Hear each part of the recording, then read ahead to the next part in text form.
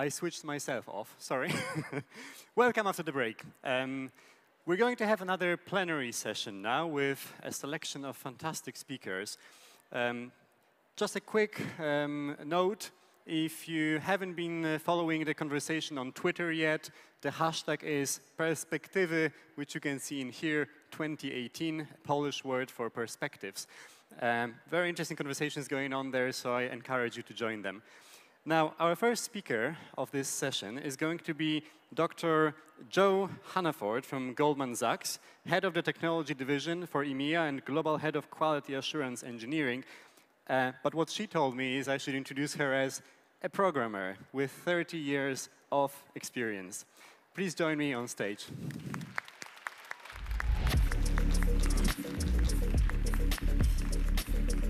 Thank you.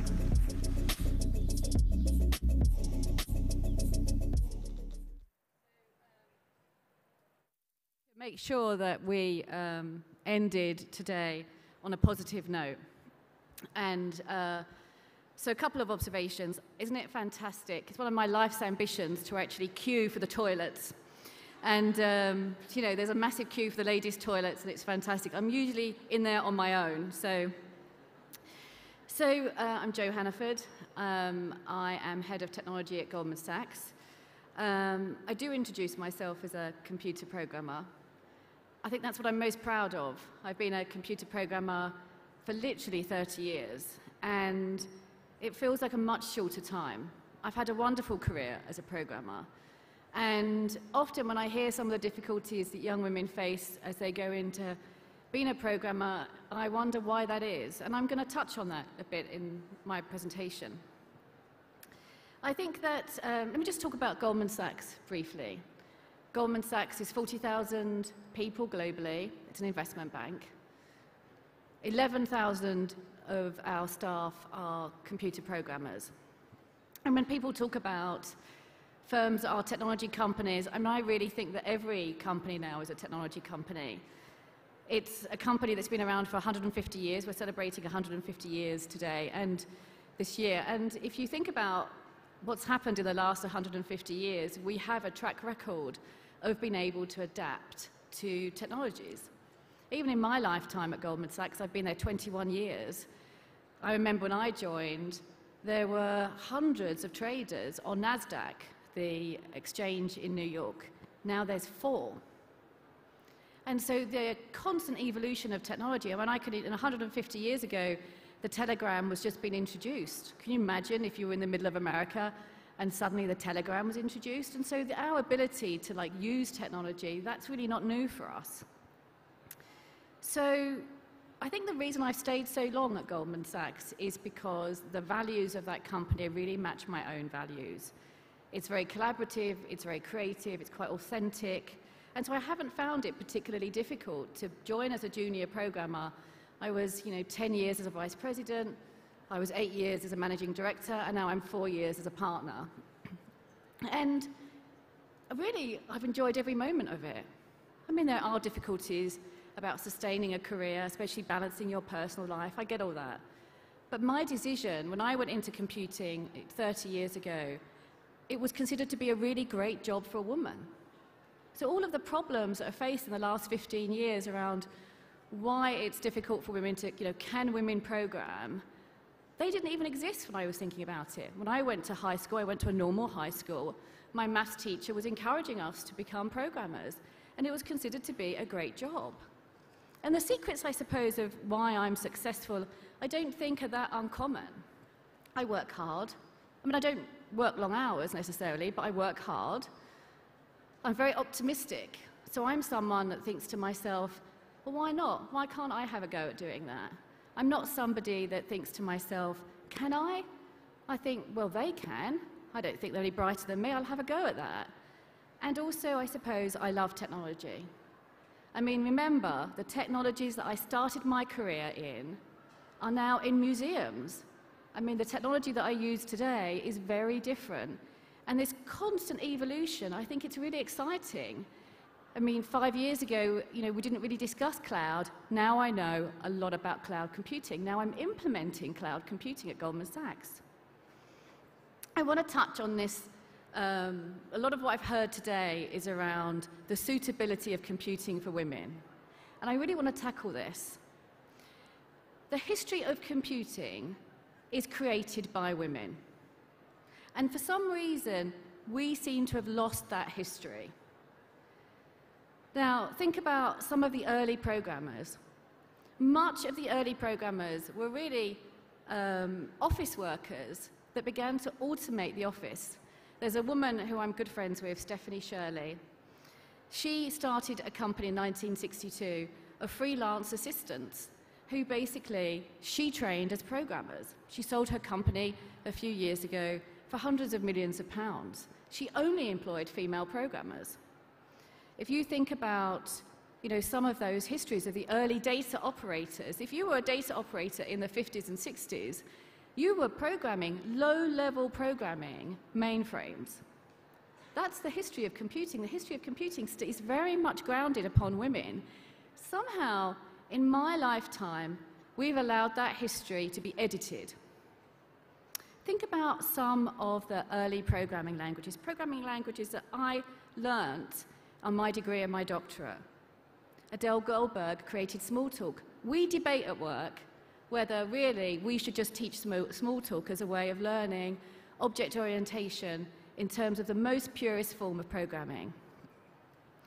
And when I think about the programming languages that I learnt in, and some of the kind of higher level programming languages that I use now, I question, and this is a little bit contentious, but it's just my theory, I want to bring the subject of vocabulary.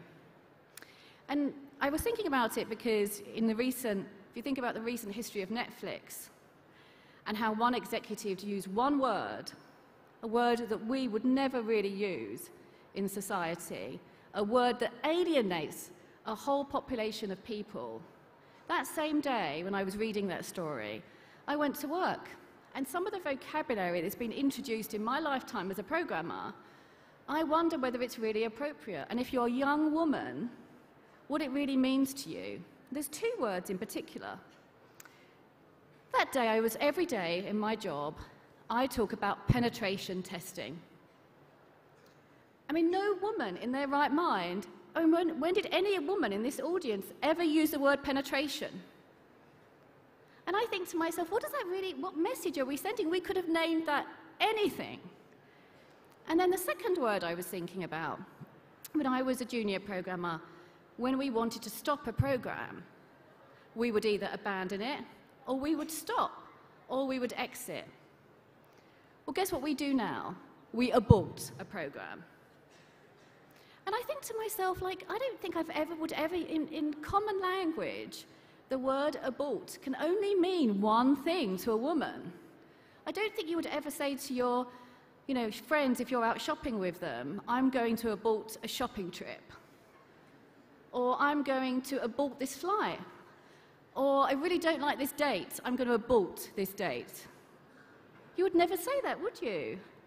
And yet, we've allowed ourselves to type every day in the way to finish a program, not abandon or stop. But I think to myself, well, what impact does that have on young women who are learning to program? Doesn't it send you a message of alienation? Doesn't it send you a message that we really don't want you in computing? So I do intend to do something about that. I'm in a situation of influence. I'm going to try and address that. Then we talk about what we should do. There's three things I really want to talk about in terms of my message. Educate, engage, and elevate. Let's just talk about educate. I was recently at an event where I was talking to the 10,000 Small Business Program. It's one of the most prestigious entrepreneurship program that Goldman Sachs has. And I often get asked technology questions by these entrepreneurs. And after this event, a very well-known plastic surgeon, a female plastic surgeon, approached me.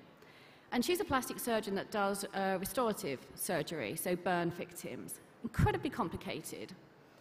And she has been building a platform to help doctors communicate more effectively. And do you know the question she asked me? This is a very, very senior doctor. She said to me, "Jo, do you really think I could program?" I said to her, "This is ridiculous. I can't even believe you're asking me this question. I said, can you program in Python? I said, Python's like speaking French. Of course you can. I said to her, no one would ever consider me capable of being a restorative plastic surgeon, but I can program in Python, I said to her. And but the fact that she even asked me, something has gone wrong. So think about my own career. Recently, I was asked to launch a new business for Goldman Sachs, Marcus. Marcus UK is a consumer business. So basically, we're an investment bank, and we've suddenly launched a retail consumer presence in an online deposit taking. And it's quite a difficult thing to do, to pivot a company and leverage your engineering in a way that's completely new. No one asked me whether they thought I was capable. No one said to me at work, do you think you're the right person? They just said to me, Jo, this is what we would like to do. And I began to problem solve that problem. We launched it very successfully in August. We have doubled our expectations on the number of people in the UK that have signed up for those deposits. And so this idea that you're constantly learning and constantly being educated, the other question I get is how do I actually stay current in my technical skills? As I've got older, I can't read books, technical books. I just, I actually feel as if my brain is running out of capacity. I used to, go on holiday with my friends and they'd be reading, Julie Cooper, and I'd be reading Java for Dummies. I can't do that anymore. But me, what I do instead is, 2 or 3 times a year, I go to night school and I do programming courses. And typically, programming courses I've never done before. And education and staying current is something that I prioritize. I like the kind of structured learning. I know there's a trend to move away from classroom-style learning. I actually really enjoy classroom-style learning. I like the dynamic and the collaborative nature.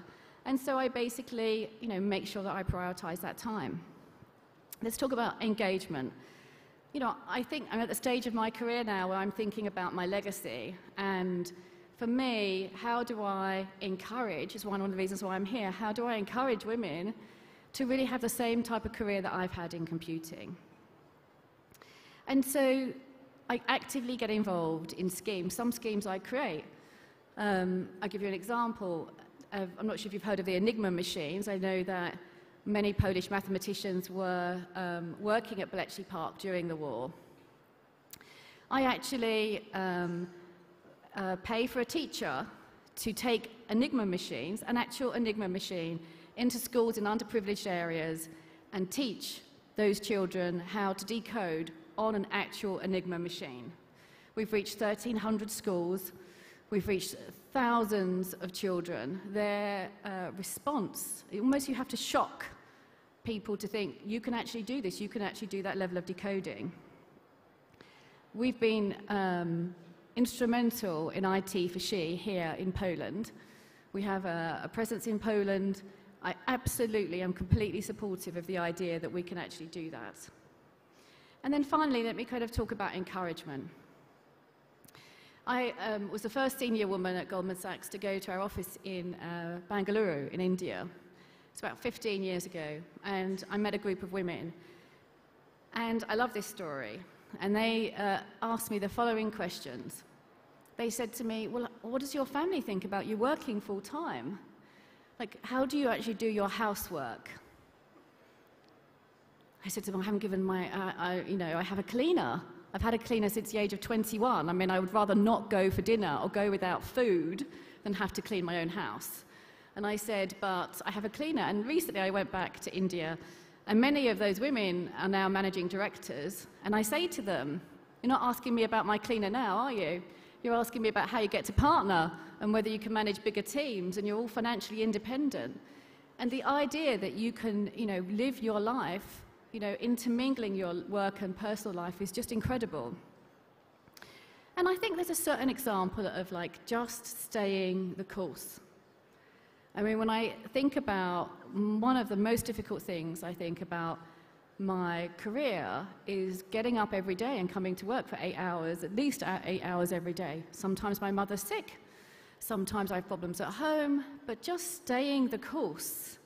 And of course, you know, I'm lucky to work for a firm that's highly flexible, but just staying the course and having the confidence to stay the course.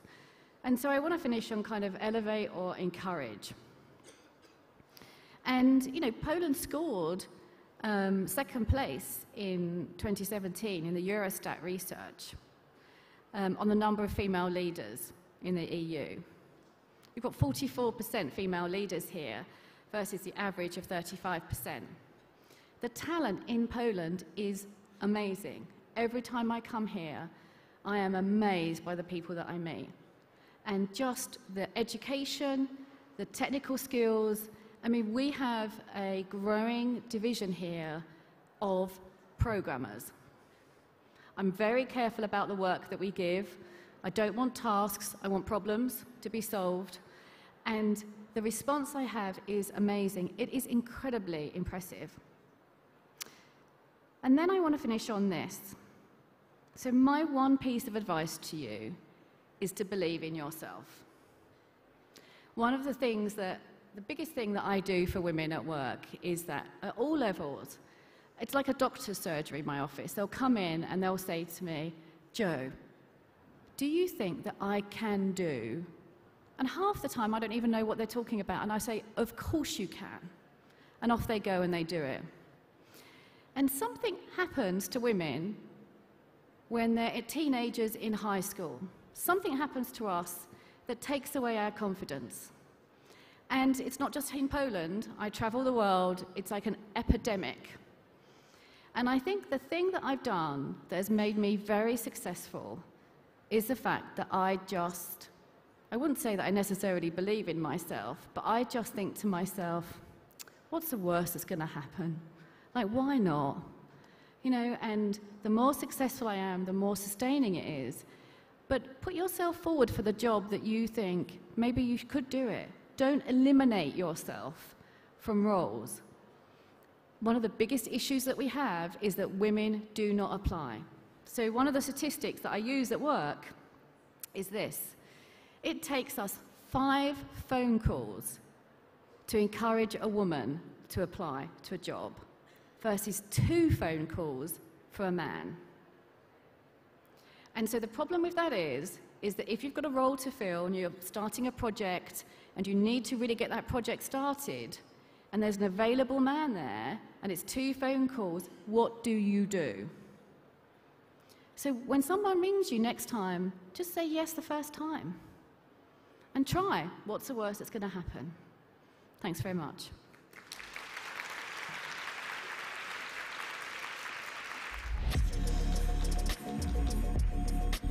Thank you so much.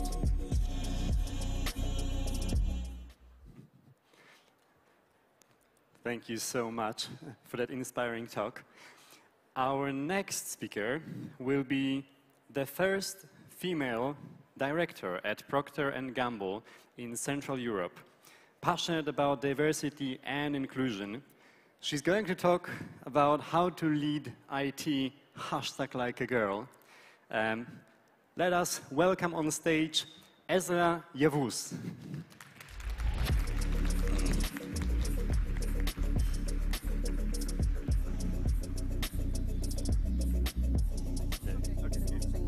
Thank you so much.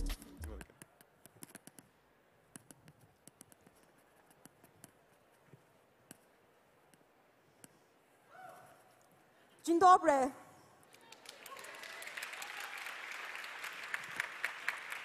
Good afternoon, everyone. I'm very happy and honored to be here with you today. As you may have watched in my teaser video about this session, I promised to talk about what Procter & Gamble, a company famous for its soaps and diapers, a company with 180 years of history, has to do with technology and technological innovation, and why it is good news for you, especially for women. Let's start demystifying it.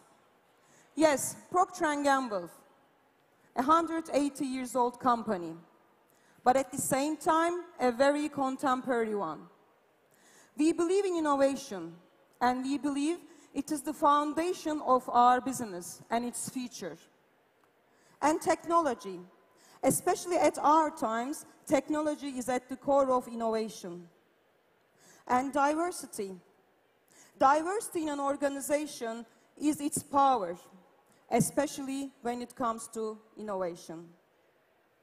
Let me start with the foundation. The history of Procter & Gamble started 180 years ago with two men, William Procter and James Gamble.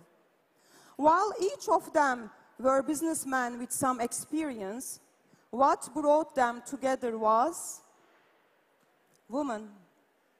They were married to two sisters, and that's how the partnership began. Not that they only established the foundation of the company, they formulated the core values of it. They were driven by the firm belief that everyday products should and could be of the highest quality. And this is core to who we, as P&G, are today. One of the first products they focused their attention to was Ivory soap. Ivory soap is the first branded product of Procter & Gamble. It was different. Unlike any other soaps available at that time, Ivory floated. It was a difference that mattered. And that innovation changed the course of the company.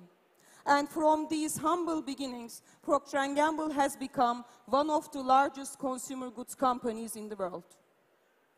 And its development has been powered by disruptive innovation in every part of the business.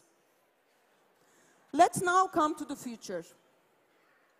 We believe the power of strong brands when we transform them with innovation. And we leverage breakthroughs in technology in order to drive this innovation.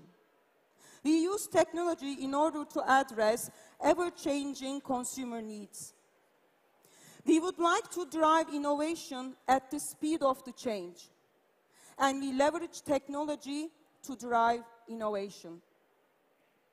First, we use technology to innovate how we innovate, with an emphasis on modeling and simulation. We do much more our work today virtually. And not only does this help with speed and productivity, it also helps to better innovate. As you can imagine, we can test many more scenarios virtually than we can test physically. Second, we would like to delight our consumers. And we use the possibilities that is offered by the digital world. And third, very close to my heart, we use data, analytics, and algorithms in order to match the right products with the right consumers. And the last but not the least, we leverage e-commerce, not only to sell, but also at the same time learn how to better target and innovate. Let me give you an example. Did you know that oral health issues, especially 90% of oral health issues, could be prevented by simply brushing better? Or did you know that poor oral health is one of the key contributors to broader disease, such as heart disease or diabetes? This calls for an innovative product solution, right? Exactly. And there Oral-B Genius comes in. It is the first Bluetooth-enabled toothbrush that connects to your smartphone via a mobile app. It features groundbreaking position detection technology that is paired with cutting-edge motion detection sensor, which is embedded into the brush, and image recognition leveraging the camera of your smartphone, in order to be able to track the areas that are being brushed, so no zone is missed. So tell me, what makes this innovation an amazing one? The results. The results speak for themselves. Based on the tests that we have done, the brushing time has increased from less than a minute to almost 2.5 minutes.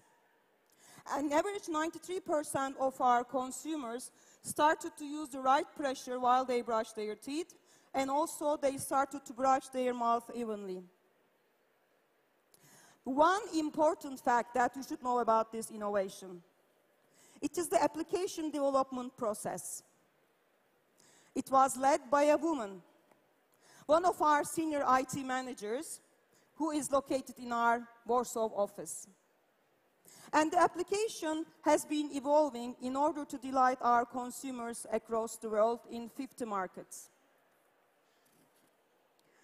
Technology touches every aspect of our business, including supply chain. And I'll give you one more example. Rakona plant. It is one of our manufacturing sites in Czech Republic. Rakona plant has implemented end-to-end synchronization, simulation, and modeling, which led to agility and responsiveness across the supply chain.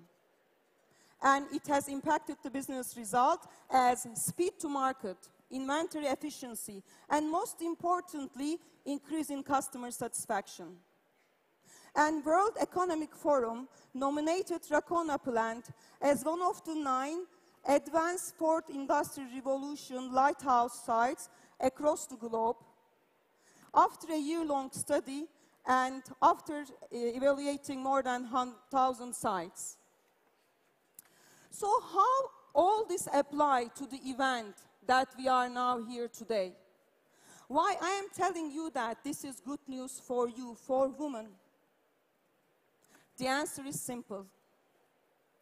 Women IT experts, women IT leaders have played and do play key critical important roles in those initiatives and many other initiatives and innovations happen in P&G.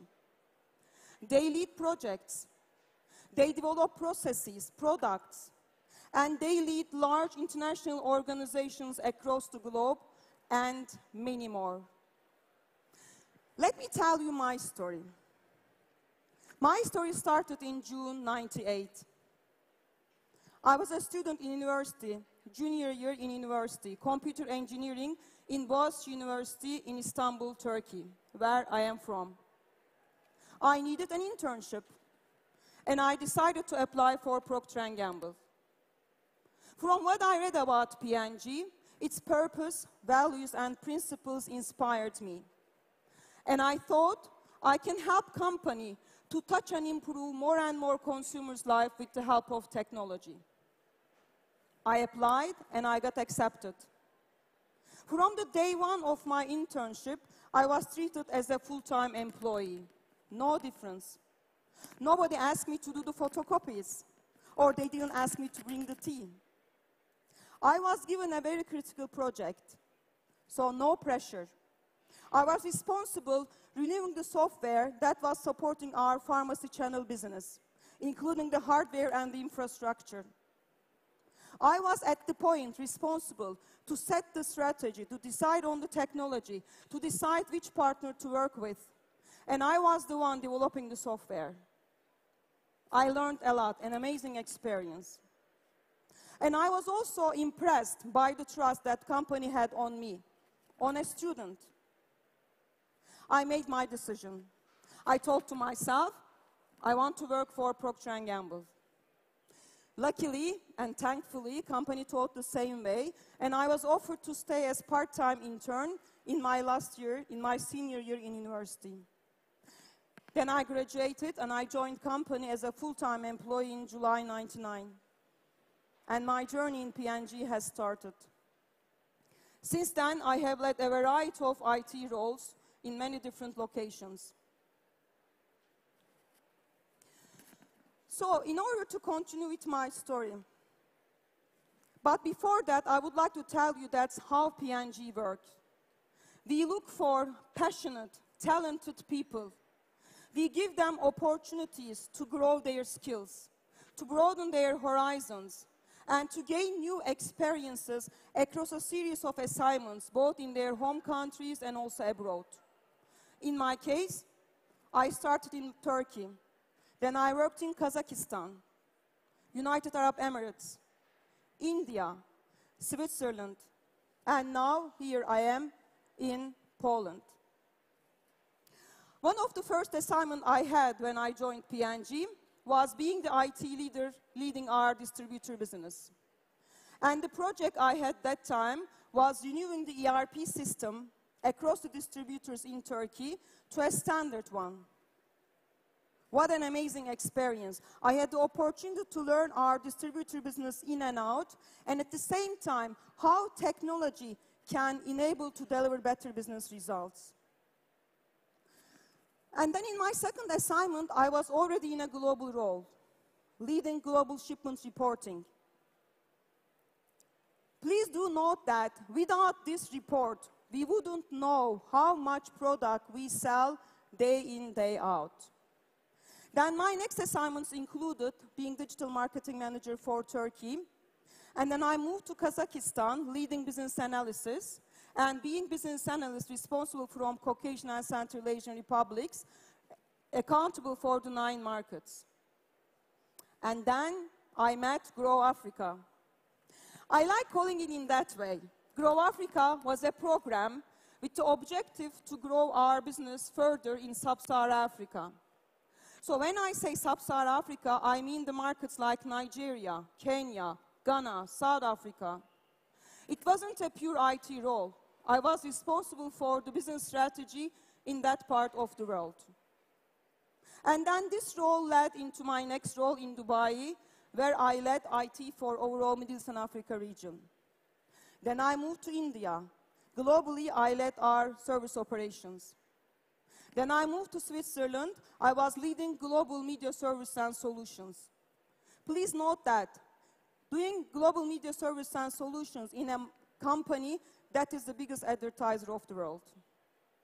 Then I came to Poland, and now here I am leading global data management for the company, located in a site which is our second biggest IT site of the world.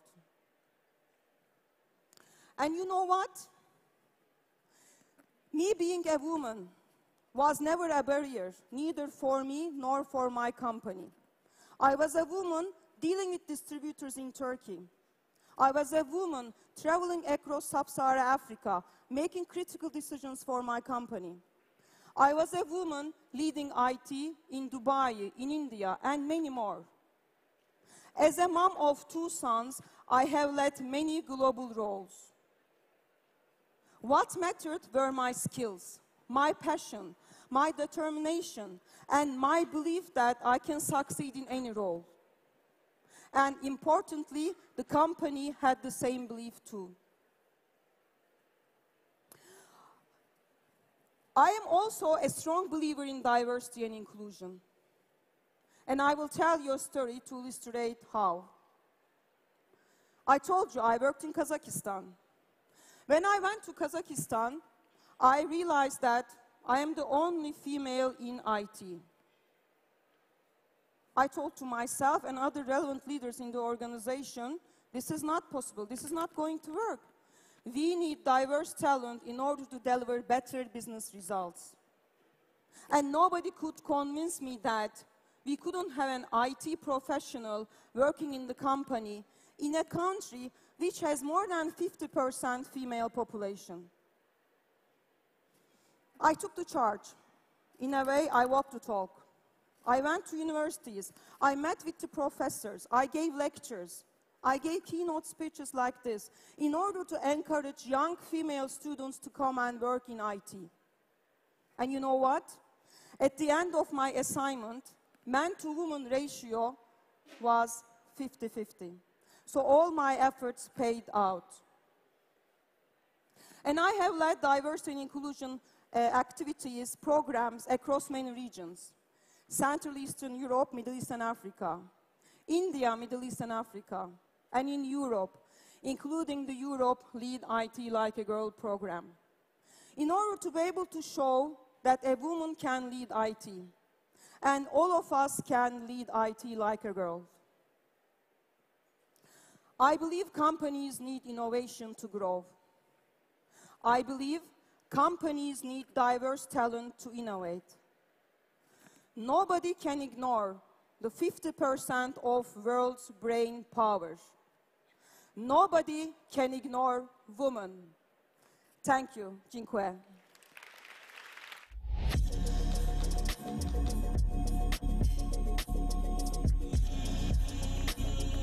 Thank you. That was very interesting. Thank you. Thank you so much. Now let me introduce the next speaker. She has over 20 years of experience in tech and 8 years of experience in executive roles and works for the largest European telecom company. And I'm talking about Helena Norman, Head of Marketing and Corporate Relations in Ericsson. Thank you. The stage is yours. Here we go.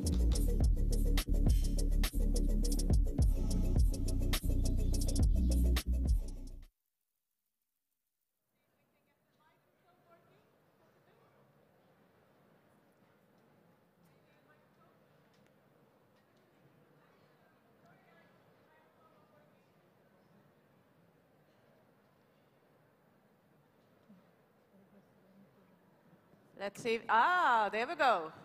There we go. Thank you. So hi, everyone. I'm really glad to be here and have the possibility to meet you all. I came from Stockholm this morning, equally cold there as here, so not sure I recommend it. I will spend the next 15 minutes or so talking about leadership, talking about learnings, talking about career. I will use my 20 years in Ericsson as a way to describe it. And I will show some conclusions that I've come to. I'm not going to say that they're universal. They might not work for you, but they work quite fine for me. But before doing that, I need to check in with you guys a little bit, because this group is so very big. So we need a little bit of a show of hands. And the first question is, who has only experienced good things in your life, in your career? Only good things. Never anything bad happening. That's great for you over there. I really envy you. Yeah. I'm not going to ask who has only experienced bad things, because it's too depressing. Who has experienced a bit of both? Yeah, I think we can talk to each other. So this is one way. This is one graph showing my 20 years at Ericsson. It starts in 1998. We were climbing up to the dot-com hype. It was like a rock concert coming into Ericsson, but middle-aged male engineers in the lead roles. It was crazy, absolute madhouse. Ended in big telecom crisis. Very, very, very painful. Years of restructuring. Company almost went bankrupt. We had to ask our owners for new money. We had to lay off 50,000 people in 2 years' time. Enormously painful. But we got back on our feet again. Rebuilt ourselves. Rebuilt our place in the market. But the market was tough. It wasn't growing. We needed growth. So we decided to find growth outside of our core business. And we had great ideas. But in all honesty, maybe not the execution power to really make it happen. Strategy was failing. Performance was bad. Lots of criticism. CEO had to go. Tough times again. New CEO, new strategy, turnaround, back on our feet again, in a good position for the next technology wave of 5G and IoT that we're going into now. So this is one way of looking at 20 years. There is an alternative curve. If that was the share price development, let's call this the Helena development. So this is my story during the same 20 years. So it starts in 1998. I got a job in the press office. Remember the hype? I was on a high. This was a fantastic thing. I was so proud when I walked in. April 1st, 1998. It was an absolute madhouse in there. There was hype, no structure. It was chaos. Okay. I was way in over my head. I had never had an in-house role. I'd never worked in tech. I didn't know what I was doing. Hard work paid off. 2 years later, I was offered a job in our new office in London. My husband that I just married and we moved to London. Life was fantastic. It was great. Had a big international job. I was acing it. Came big telecom crisis. Had to move back to Sweden again. Started working in internal communications because that was clearly what was most needed. Very difficult time for the company. I also got my first leadership position. It was an absolute disaster. I didn't understand anything about what leadership was about. I thought it was about getting more things done, because I would get people working for me. And let me tell you one thing, that does not make a good leader as a starting point. I'll come back to that. Luckily enough, I got out of my leadership role. My first son was born when we were sort of ending the big restructuring. I'd been part of reducing the company by 50,000 people. I've been part of sort of closing down, moving on, difficult decisions every day. And I was so tired. I just wanted to go home and log off. Or at least, that's what I thought I wanted to do. There I found myself alone with a baby, no work. And it was difficult. It was hard not to have the professional role. It was hard not to have everything happening around me all the time. So my 15-year-old son, who is now very tall and handsome, and we're close, he and I had a bit of a rocky start of our relationship. When his younger brother, Lucas, was 2 months old, I was in a car driving from daycare, and I got a phone call from the head of communications. Offered me the job as head of internal comms. There was a vice president position role. I started laughing because the timing was so enormously bad. Plus that I was a lousy boss. I didn't want a leadership position because I felt the first time that I didn't do it well. Maybe parenthood had made me wiser, or age had made me smarter, or something like that, because the next time I tried, it worked much better. Because I had realized that leadership is not about you. Leadership is about the people you lead. Leadership is about being interested in people and what we can do together. And as of that time, I also realized that I love leading teams. It's one of my favorite things with my job. If we fast forward to 2010, I was called into a conference room by a new CEO and my boss at the time. They sat me down at a chair and they asked me if I wanted to be a candidate for the job as head of communications for the company. There was an executive team position. My instinct was to say no. I didn't want that job. I had never wanted that job. Too much responsibility, too much work, very efficient way of sort of ruining your life. Then I went home and thought about it for a few hours. I thought about how many people get the possibility to do that. How many women in telecoms get the possibility to do that. So I went back and I said yes. And I was on a high there for a while. I felt great. Scored a great job. Felt great for about 2 days until I realized the extent of the responsibility of that job that I'd just gotten. Because even though I'd done most of the work before, I'd always had someone else to rely on. And now all of a sudden that person was me. There was no one else to go to. I don't even remember much of that first year.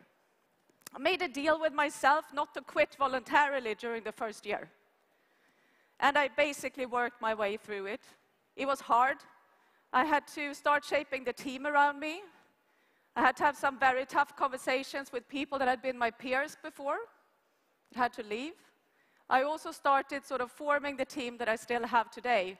And some of those team members that I trust a lot are still working with me today. Then, at this time, it was the growth strategy. We were growing into outside of our core business. It was great to be in marketing, brand, communications. We were going places, doing things. But as you already know, it didn't last. The strategy was failing. Performance was bad. Financials were bad. Media were chasing us. CEO had to leave.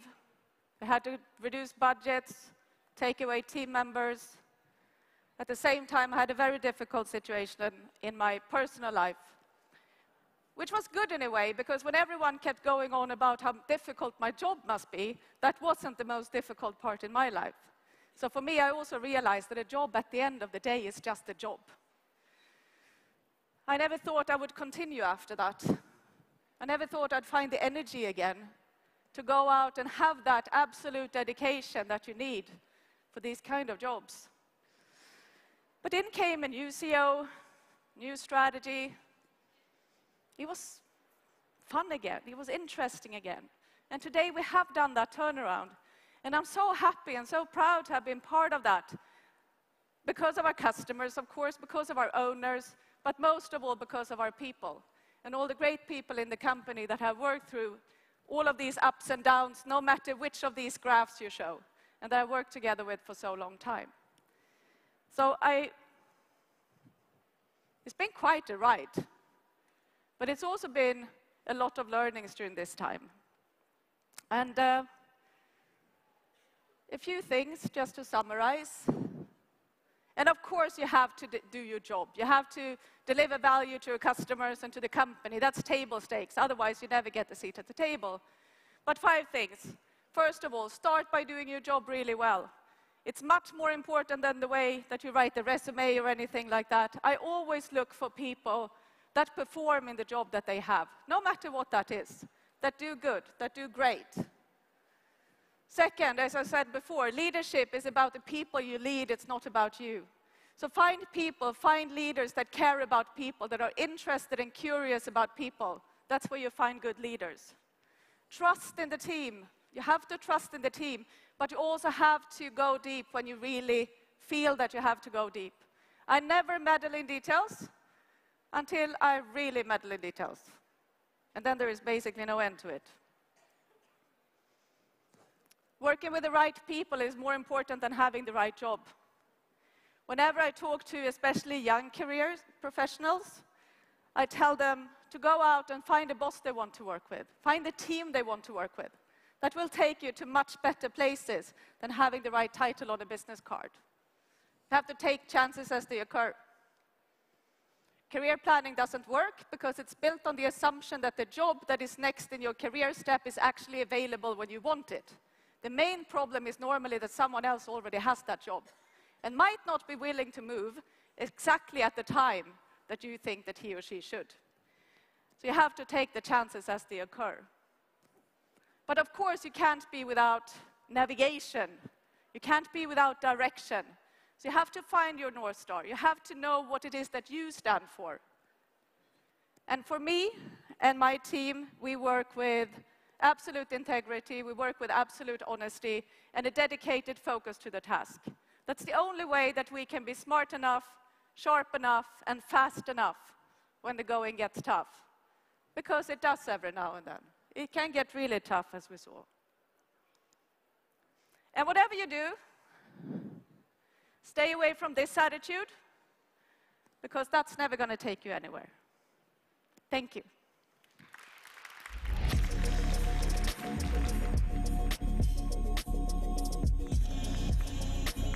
Thank you so much. Thank you so much for sharing this quite personal story. There seems to be a bit of a competition going actually when it comes to years of experience, as far as I can tell now, because our next speaker is going to be Anna Berenberg from Google. She's a software engineer, distinguished software engineer with 27 years of experience, currently working in the Google Cloud Networking. Please join me on stage.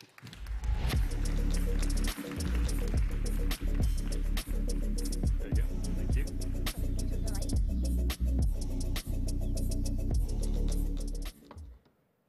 Hi, everybody. My name is Anna Berenberg, and yes, I have 27 years of experience, and 13 of them at Google. And I'm area tech lead for cloud networking, responsible for all the load balancing and network services. This is my first non-technical presentation, so please stay with me as I take you with me on a journey, looking through my career and realizing that actually the most important part of it was perseverance and not to quit even when it seems like the most logical choice. Every slide that is going to, almost every slide that is going to be here is going to be an opportunity to quit. So even if I forget to say something about not quitting, think how it relates to it. So my roots actually very close from here. I was born in Ukraine and I lived there for 18 years. It's, what, 8.5 hours by the car with traffic. And then here's a picture from my freshman year from a college.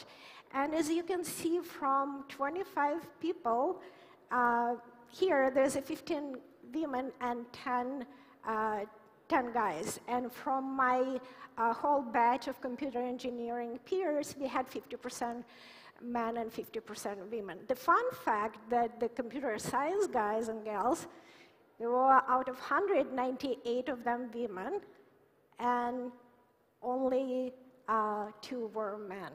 And that was 1985. So now if you look at this graph, and the arrow points to the time when I graduated, I was in college, right? So you can see that's the famous graph that talks when women stop coding.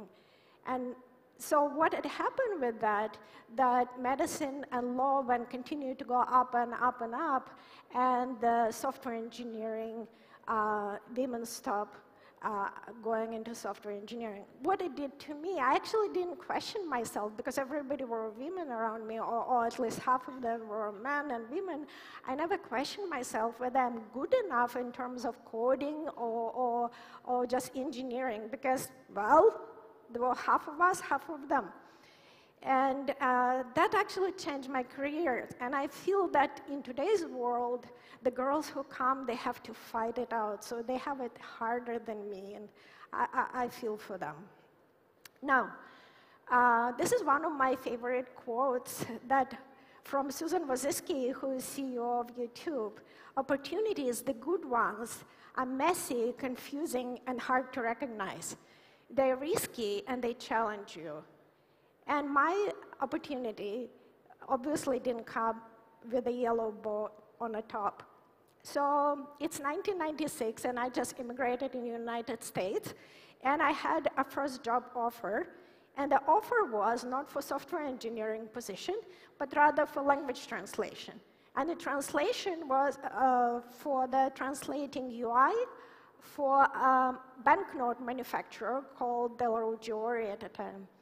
And what they wanted to print banknotes for Ukraine, and they needed somebody to translate UI from English to Ukrainian. Mind you, I haven't spoken language in 10 years, and I really didn't know what to do with it, but I said, I'll take the job. I got the dictionaries. I asked my mom, who was a teacher in Ukrainian school, for the help, and I said, I'm going in. So I got in. I looked at the amount of work, and I realized there is no way I can do it because there is a huge amount of words that I had to translate, and translating them through dictionary, at that time there were no internet yet. So I had to figure out what to do with that, and so from the language problem, I made it a software problem. So I asked for help because I was a hardware engineer, so I needed a bit help with the software. So I asked somebody for help to write a script to translate, to check which words I actually used in UI. And from thousands and thousands of words, I went down to a few hundreds. So I took these results to my manager, and I asked him, do you want me to translate thousands, or do you want me to translate 100? And he said, you're hired as a software engineer. And that's how my career in software engineering in the US have begun. And yeah, so a lot of stereotype. By that time, I figured out in the US that there was a lot of stereotypes about what considered to be a man profession versus women profession. And in man profession, you can think of firefighters, a pilot, a construction worker, and guess what? A software engineer. And even in software engineering, there are also stereotypes. A woman supposed to do a QA a web design, a front-end work. And here I was interested in a system design, in designing reliable distributed systems, in scalable fundamental infrastructure. So I was in, actually, for the business, for the mission of my life, is to prove that I'm as good as all the men around me are doing men's job. And I decided not to quit and fight the stereotype. So, but I didn't have to do it alone. I always had male allies because I had so many men around me. A lot of them wanted to help. And they actually, they don't even know how to help, but all they do is to look out for opportunity, advocate for you, and even in meeting, when they say, let her speak, it's stop interrupting, which is a big problem. So they're called male allies now. So recently somebody said this phrase, that ally is a verb. It's not something you are, it's something you do. And it's a very powerful phrase, and you should all talk to your male friends, peers, husbands, partners, whatever, to convert them to male allies. We need more and more of them. And I think one of the reasons I didn't quit the profession of just being an engineer is because of them. So everybody knows the values of mentors, right? They provide advice, they provide support, sometimes they provide a shoulder to cry on. But there is time comes in your career when you need more than that. When you're expert in your field and your career actually stalled, what do you do after that? I discovered this book by Sylvia Ann Hewlett, Forget a Mentor, Find Sponsor. It's a very interesting book that talks about a sponsorship. And a sponsor is a senior level champion who believes in you and trusts in your potential and invested in your success. So the most interesting thing about sponsorship that they provide you with an umbrella, so you can take risks, and then they're gonna take a fall for you, kind of. So the lesson here, you don't have to quit when you feel that your career is stalled. You need to figure out how to supercharge it again, maybe with using sponsorship or however else. There are these steps in your career. Personally, myself, I always knew I wanted to be an individual contributor. And it's probably because I wanted to prove that I can do just engineering without needing to do management. And I had a lot of North Star, for example, Jeff Dean, who is Google legend, who invented a lot of foundational technology like a big table, Spanner, or TensorFlow. And even though there's this observation that management ladder is considered to be more successful, the leadership is actually about influence, impact, and inspiration, which you can achieve either way. You can be doing it through IC or through the management. And again, I had a lot of advice, mentorship, and suggestions to move to the management ladder, but I stuck to my guns and didn't quit my dream of going up to IC ladder. I've been at Google for 13 years, and I've seen a lot of my coworkers quit. Why? Because of change. Change coming, and we need to learn to embrace the change and not become an obstacle to progress. And so when we quit, we should quit because we're looking for something, and not because we're running away from the change. So everybody here probably heard of Linen book by Sheryl Sandberg. You're going to have one opinion or another, but one thing.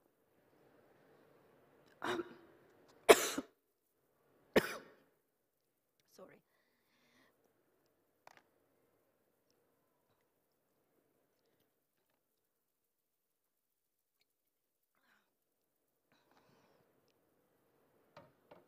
one thing is certain that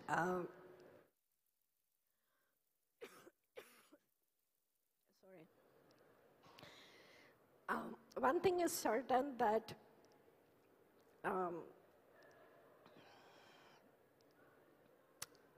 it's not good to quit early. Each and one of you are going to be mother or have been mother at some point in time and decide to grow your children one way or another, but we have to, it's actually very flexible work, software engineering. And if you think about teachers, nurses, construction workers, or anybody else, they all work at shift. And at software engineering, they all work flexibly, so we can go and have parent-teacher conference, or we can go and have doctors visits. And it's not going to stop us from having a wonderful career. So there's no right and wrong way of raising the children. The important thing is don't quit.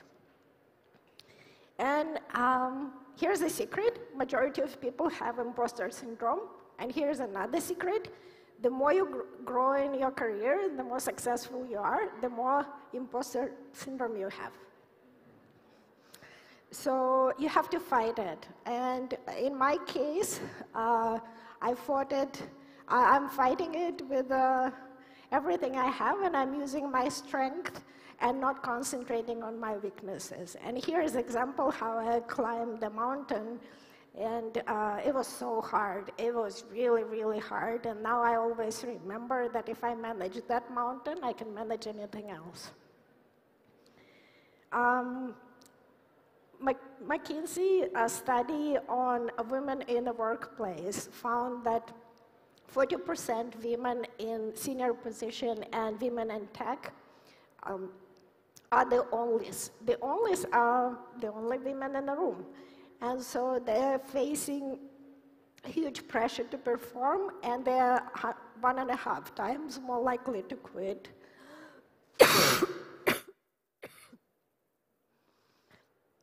And they're 1.5 times more likely to quit than people who are not their onlys.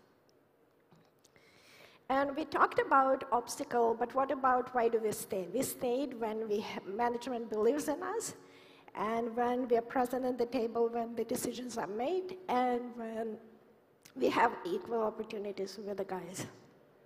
And so I want to leave you with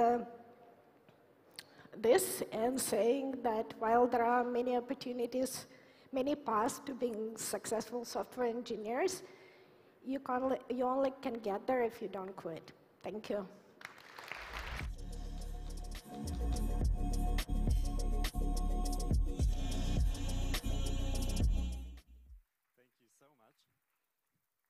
Thank you so much. And you can tell Anna doesn't only talk the talk, but also walks the walk. She didn't quit early, despite some problems. It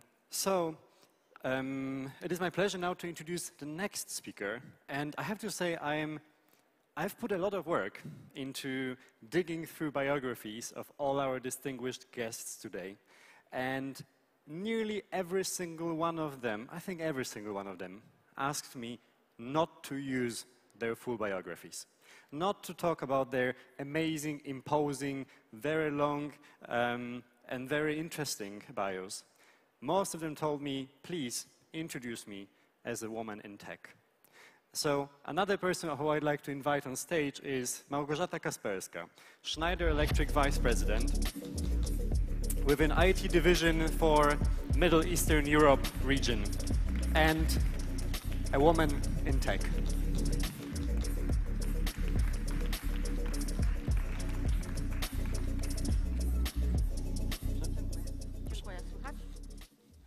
Good evening. My great predecessors, women having speeches ahead before me, have been talking about women in technology. Thus, I will focus on technology. This is diversity. My name is Małgorzata Kasperska. I am Vice President of Schneider Electric, responsible for IT business within Middle East Europe cluster. we have seen a turnaround and acceleration in our economy. It becomes a true digital economy due to key developments in cloud, data, artificial intelligence, and so on. And obviously, it has changed our lives profoundly. For many around the world, access to energy is the basis of life. Without energy, life is very difficult. Similarly, for our young generation, access to digital is also base of the new age life. So power and digital together is the base of life, education, progress, and performance. Schneider Electric is leading the digital transformation of energy management and automation in homes, data centers, infrastructure, and industries. We provide the hardware, software, and services to help save energy and provide safe, reliable, sustainable, and green energy, thus making sure that life is on everywhere, for everybody, and at every moment. We also believe in diversity in the workplace. And there cannot be any diversity without inclusion. This is why attending such events like this one is so important for us, as we want to be the most diverse, inclusive, and equitable company in the world. Now about technology. This presentation is meant to explain the market trends, drivers of edge computing, various types of edge computing, and importance of availability of edge data centers. Internet use is trending towards bandwidth-intensive content, an increasing number of attached smart things. It is not just mobile phones only, TV sets, but also household appliances, security systems, cars, and so on. At the same time, mobile telecom networks and data networks are converging into a cloud computing architecture. To support the needs of today and tomorrow, computing power and storage is being inserted out on the network edge in order to lower data transport time and increase availability. Edge computing brings bandwidth-intensive content and latency-sensitive applications closer to the user or data source.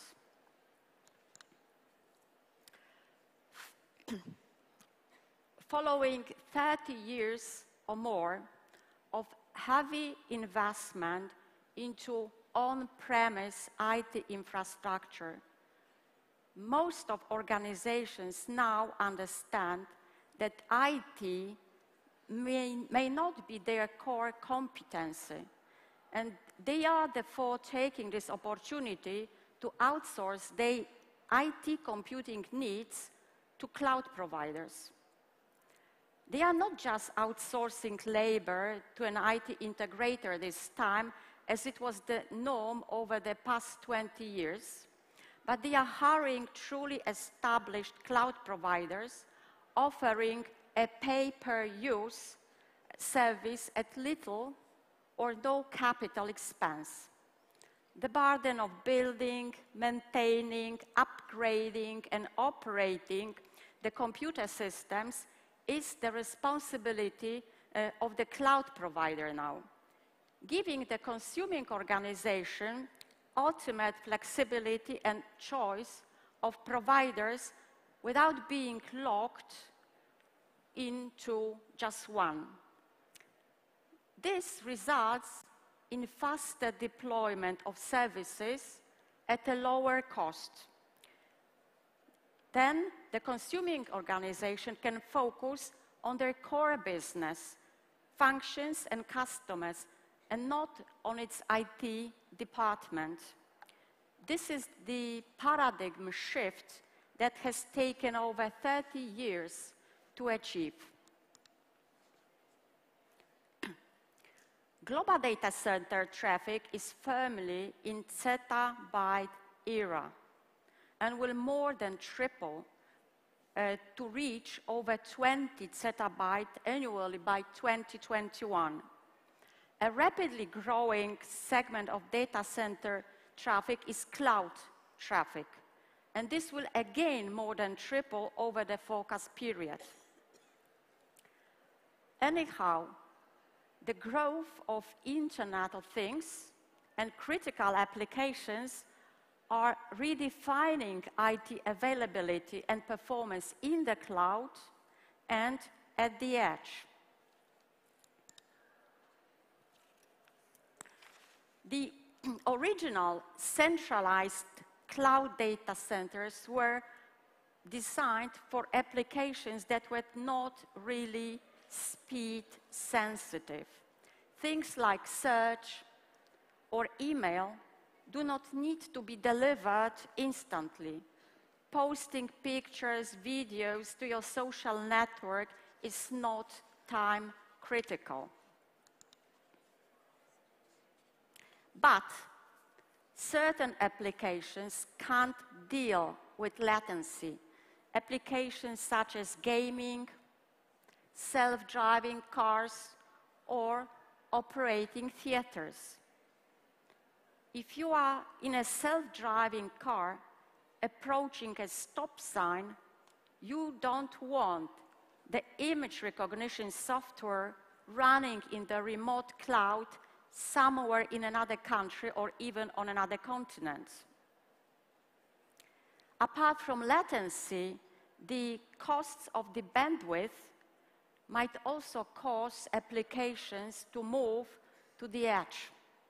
And finally, there are more and more regulations preventing companies from storing personal data in a data center outside the country. So it is because of latency, bandwidth costs, and regulations that we won't see one giant centralized data center holding all the world's applications and data. Due to these new requirements, local edge deployment put the most critical data closer to the end user and connected things, and provide high-performance bridge to the cloud. Distance and speed become inhibitors. Closer is better. Taking processing and data collection closer to the users is critical to reducing latency and bandwidth costs.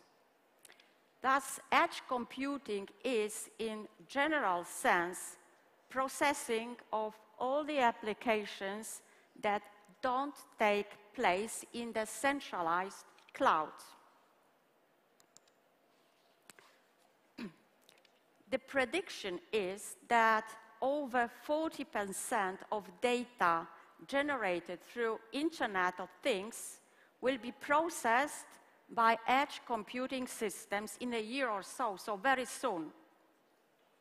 The key conclusion at this point is that moving applications to the cloud makes edge sites mission critical as well.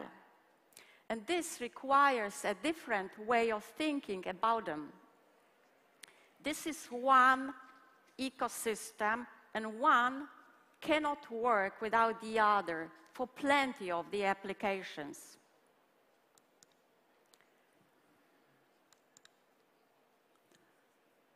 This leads to 3 types of IT platforms, all of which are mission critical. There are also 3 types of edge computing. Local devices are sized to accommodate a defined and specified purpose. Running the security system in a building, or storing local video content on DVR, these are just examples. Deployment is immediate, and they are suitable for home or small office applications.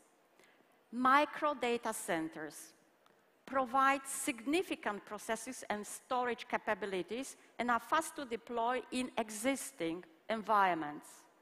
They are suitable for a broad base of applications requiring low latency and or high bandwidth and or added security or availability. And installations that have more than 10 racks and are located closer to the user and data source than centralized cloud, they are called regional data centers. Due to their scale, obviously, they will have more processing and storage capabilities than localized 1 to 10 rack data centers.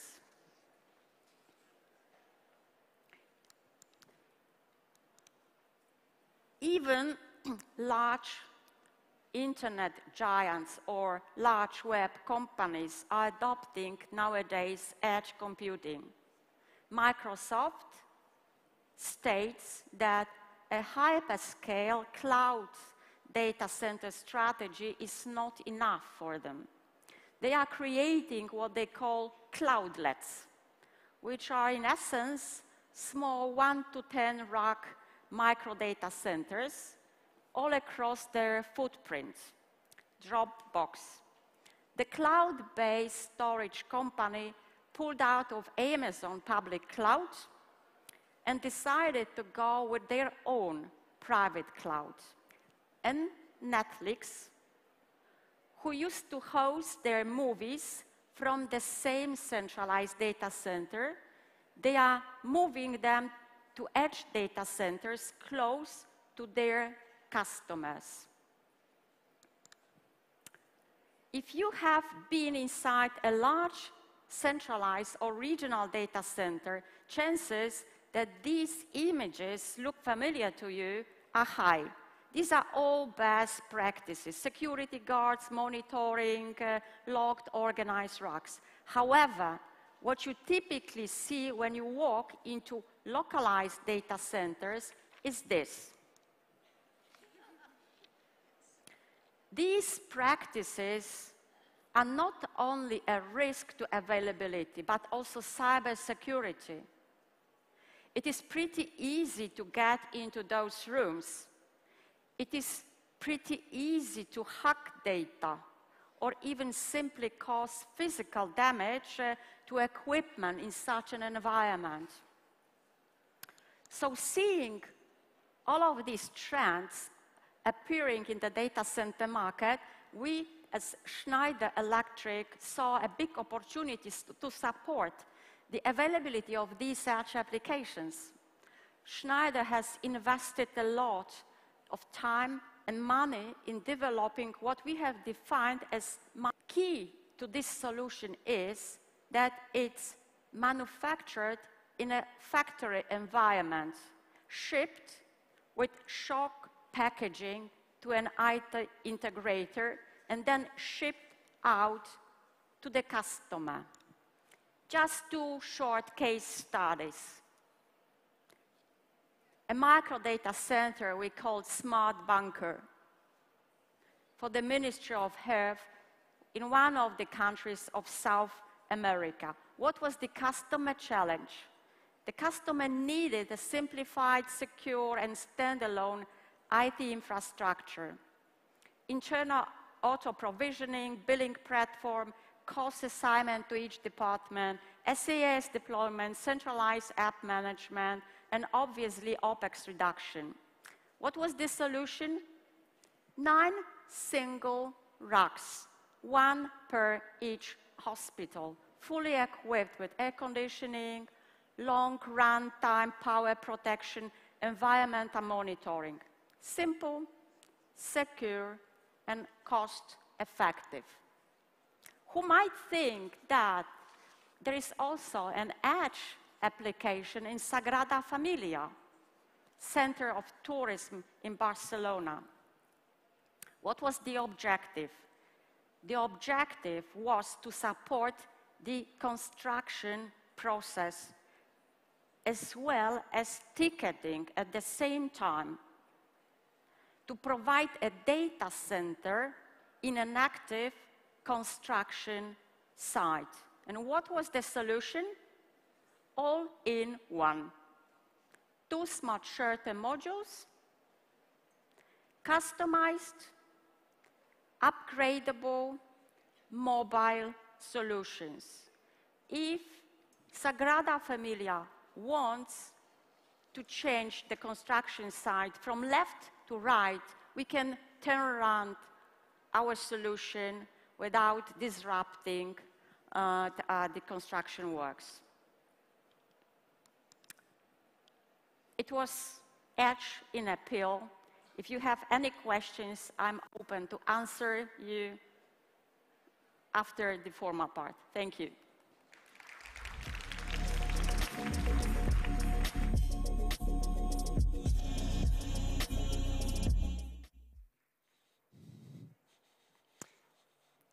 Thank you so much.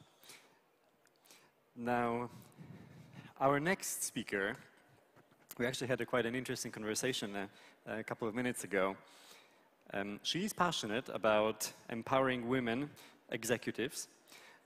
She studied computer science, and I asked where does she live. She said Greece, Sweden, and UK. And it was quite interesting. I've actually lived in Sweden and in the UK as well for many years. She speaks 3 languages that she learned in these countries. And I asked her, where do you feel you belong to? Which country do you actually come from? And she thought for a moment and said, I don't feel I really fit into any of these countries. I feel I belong to the woman in tech nation. So in front of you, please join me on stage, is Lila Papadoperaki, Facebook Engineering Manager. The floor is yours.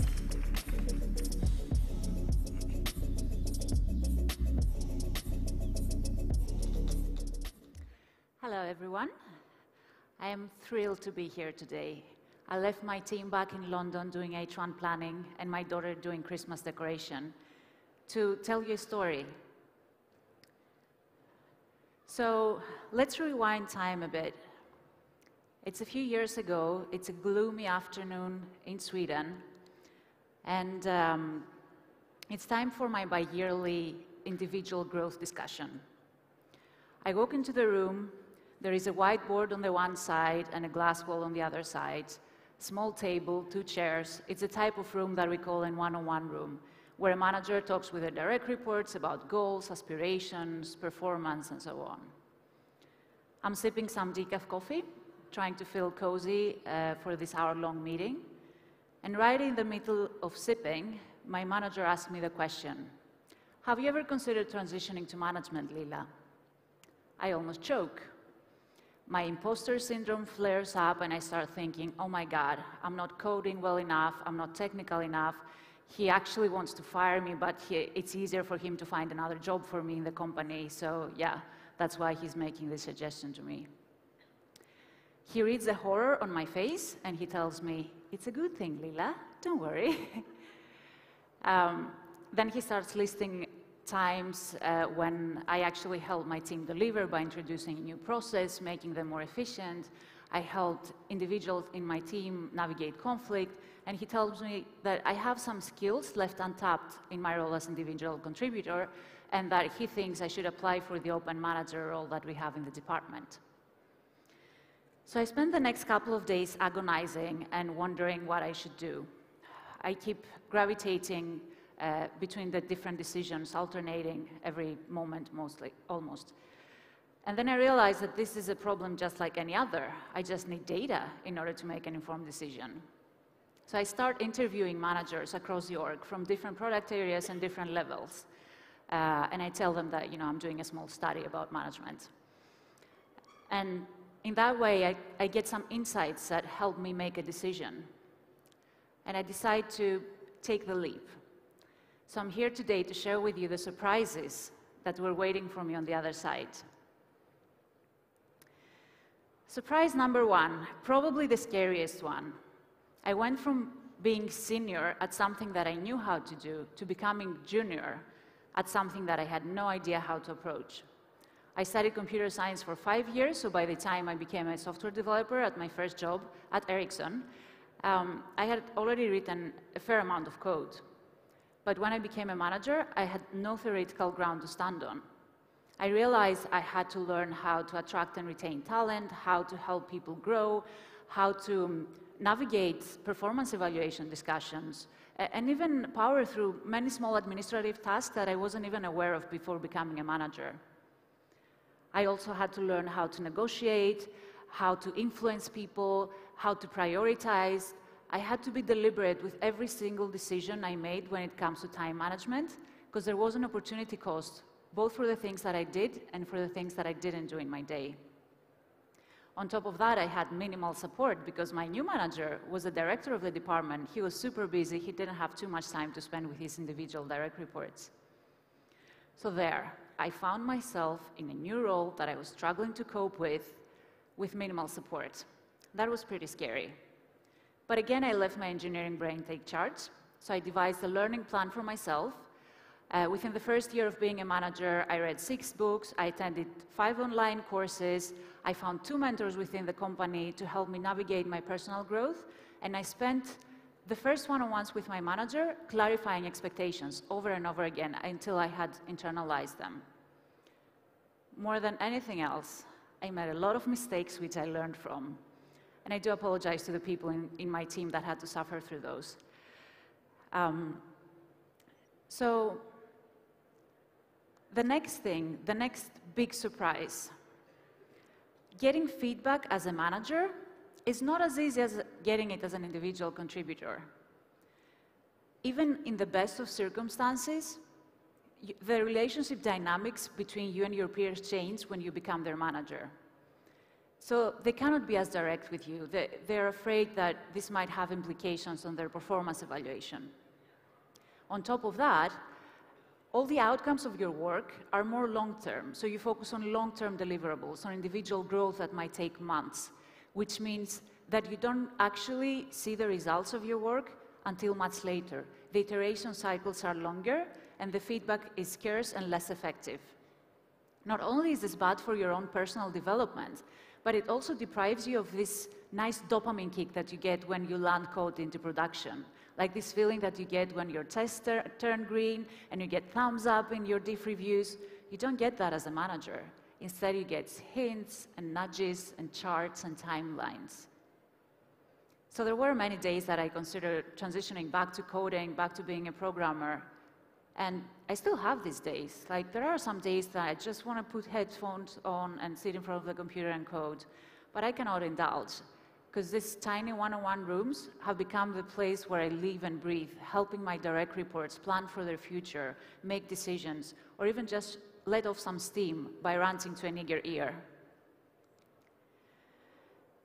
Now, the third surprise for today, problem solving is not always a desirable managerial skill. Now, even just saying that makes my skin crawl. As an engineer, this is why I got into science. I like making decision trees in my head and traversing them to make the right call. But as a manager, that's exactly what I have to empower other people to do. I have to keep reminding myself that the people who are closer to the solution, to the problem, are the ones that are more likely to find a good solution. I have to focus on goals, not tactics, on the what, not the how. And this is not an easy thing to do. And remember, having technical debates with your direct reports can be like walking on a tightrope for them, because it cannot feel good to know that your manager, the person who decides your performance evaluation, is standing against you in a technical argument. So before you realize it, they step off the tightrope, and then you have a very competent individual feeling disempowered and silenced. Talking about hard things, my last surprise for today, losing sense of self. Now, this might sound a bit dramatic, but actually, I found it hard to consolidate the person who I was before becoming a manager with the person I had become. Not only did I feel like I had traversed this, invisible line to the dark side, but I actually had a dual role to fulfill. I had to represent the engineers to the company and the company to the engineers. And though this should have been easy for me to anticipate, the implications of that actually became clear after I had made the transition. Soon after I transitioned to management, a big reorg happened in my company, and I had to communicate these changes, many unwelcome changes, to my team, the people who were my peers until a couple of months ago. I had to help them feel safe, understand the reasoning behind the decision, see opportunities, etc. But actually, I didn't agree with those changes. I found it very difficult to break the news to them. And on top of everything, the engineering and the product director of the department were in a mountain in Sweden skiing, and they had no signal reception, so they couldn't really support me. That's a true story. So what I did was that I reached out to other people within my social network in the company. I tried to get as much information as I could in order to be able to empathize with the decision that the leaders had made. I asked from one of my peers in the leadership team to coach me through this whole change that was happening in the organization, to help me identify opportunities, to help me see past the reef and into the ocean. And when I had the Q&A session with my direct reports, I made sure to document all their feedback and communicate it upwards. It was not a happy place to be in, but it did help me grow as a leader. So now I have opened all my cards to you, and you must be wondering, why bother? Why actually do that job and not just, stay an engineer? It's a happier place to be. Well, for me, the opportunity to broaden the scope of my impact, to help underrepresented groups in my company, to be able to influence hiring processes and performance evaluation processes so that they become more fair and less biased, and my direct reports who look to me for support and for feedback, this make it all worth it. So I promise you that there will be surprises if you transition to management. But if your motivation comes from your passion in helping others, then I promise you, you will be okay on the other side. Thank you.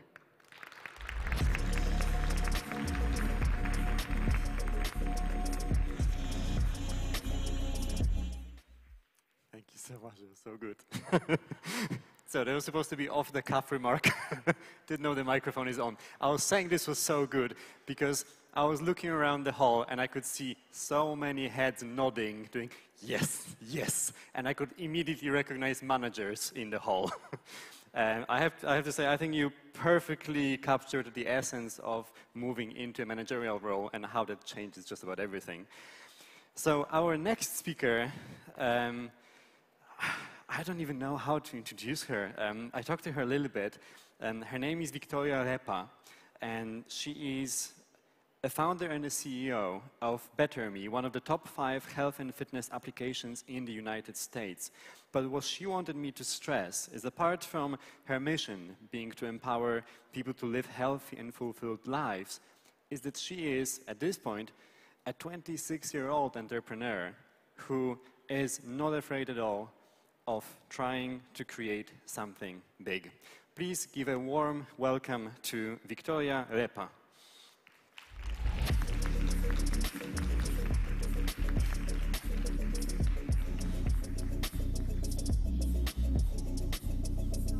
Oh. Hi, everyone. Thank you for inviting me. I'm really glad to see you here. My name is Vika Repa, and I'm 26-year-old, and I'm CEO and co-founder of one of the largest health and fitness application, BetterMe, in the United States. So something about my story, because to be quite honest, I don't have previously any IT background, and I also never dream about career in health and fitness.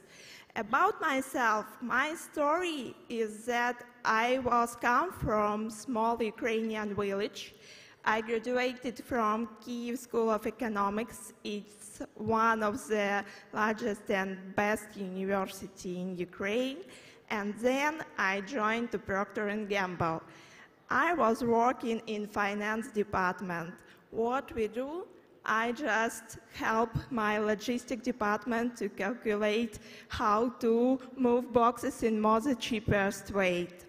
And then for me, it was something boring to develop companies at 180 years on the market, and I want to try something new for myself. So I go to the Genesis IT school, which is the biggest product company in Ukraine. I was the best student, and then I joined to the company, and when idea of Better Me was born, I became first employee and then CEO and co-founder now. So something about Better Me, about our numbers. For 2 years, we create top 5 health and fitness app publishers in United States. We have more than 15 million downloads, and in our application, users knock out more than 600 workouts every month. And of course, we have largest community in United States. Some words how we start Better Me.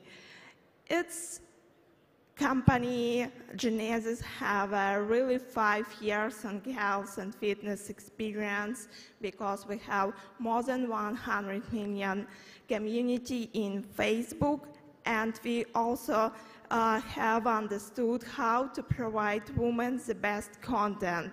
And then we just try to pack all our content into application and monetize them. So after 2 years, it have a really huge success as of now.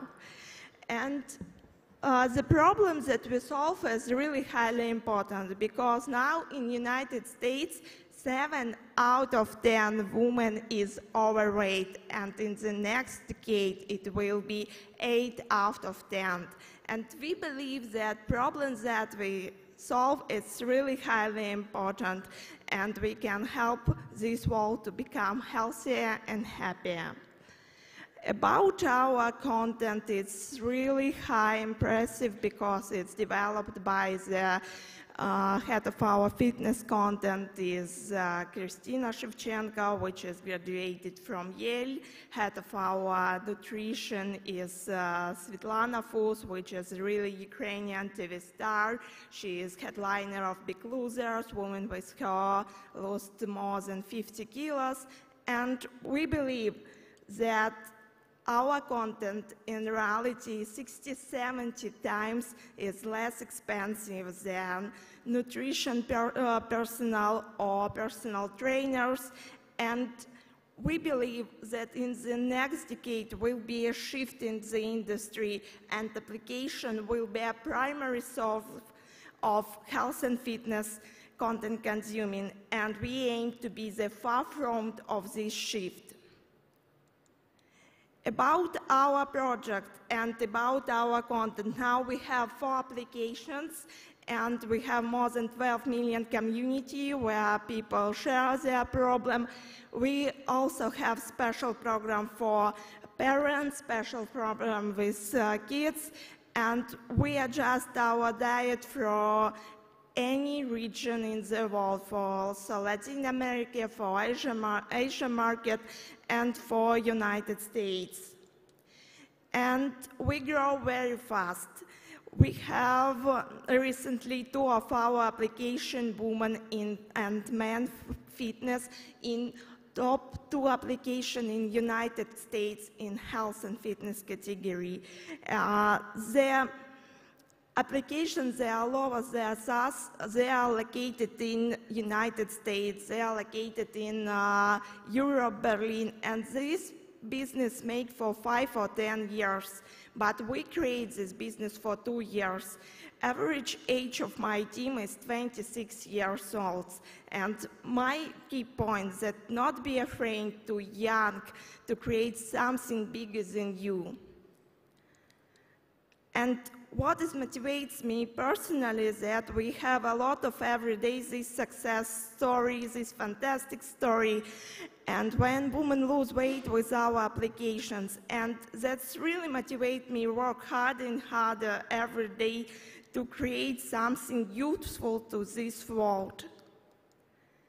And of course, our target, we are creating the most big company in health and business, and we understood how to build it in the next 2 years, because now we have 4 applications. It's yoga, meditation, women and men fitness, and we also create for the next 2 years the health and fitness ecosystem that create harmony between body and soul, and our ecosystem will be 12 applications.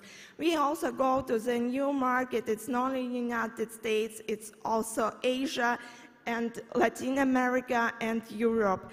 And we explore new niche, which is personal coaches and corporate wellness. My company and my team mission is creating happiness within. Our health and fitness ecosystem aim to create harmony between body and soul and covered all pains of women and men. And this is our manifesto.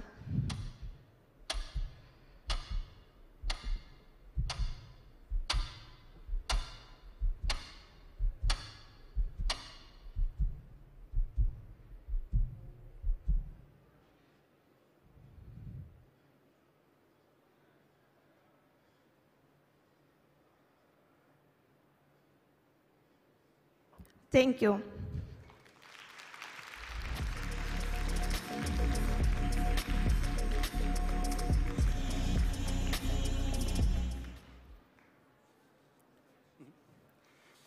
Thank you so much. So it is my privilege now to sum up today. But first, a very quick announcement.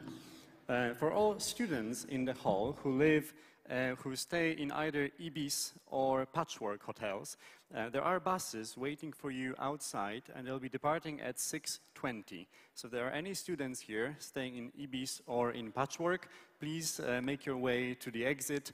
The buses will be departing at 6:20, so in 10 minutes.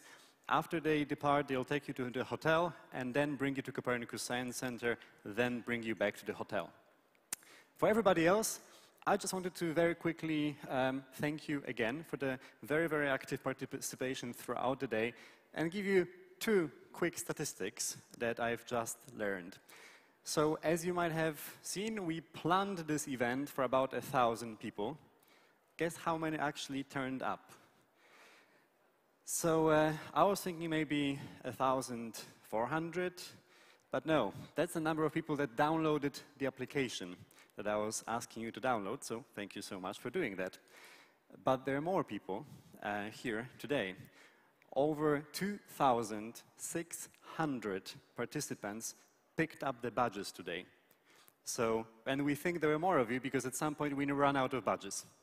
And we lost all space for cloaks in the cloakroom in one of the biggest expo conference centers in Warsaw. So I think it is fair to say that the demand to talk about women in tech far, far exceeded even expectations of people that expected that you will be interested in talking about it. So thank you so much for making at least this first day such an amazing success. And I'm really looking forward to having, it's even hard to say, another 2,000 participants here tomorrow. This also is the moment where I finish my job as a host. It has been a huge, huge privilege for me, and a very difficult job, being the only guy today hosting a conference for women in tech. And I hope I didn't do too poor a job. Thank you. Now, fortunately, tomorrow there's going to be Zuzanna Lewandowska picking up from me. She was supposed to be here today, but unfortunately couldn't make it, so I had to stand in for her. And she will certainly take good care of you. She even prepared to host today, so she knew all the speakers and was ready to talk to and about all of them. But as I said, had to postpone it. And one last announcement that I have for you, or rather two. One is, as I mentioned, there is 1,400 of you who have downloaded the application and are already using it.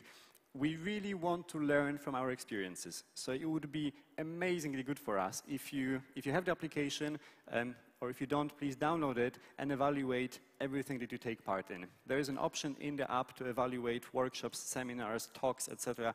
Please make use of it. We would really love to know what did you like, what did you enjoy, etc. So next time we can make this conference even better.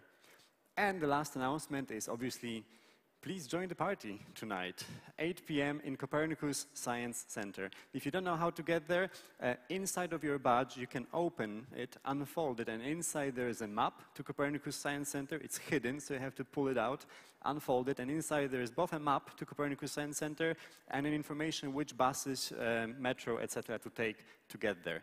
You have time. We will be partying from 8 p.m. until 11 p.m., so there's quite a lot of time to get there. Thank you so much once again, and I hope to see you in Copernicus. Thank you.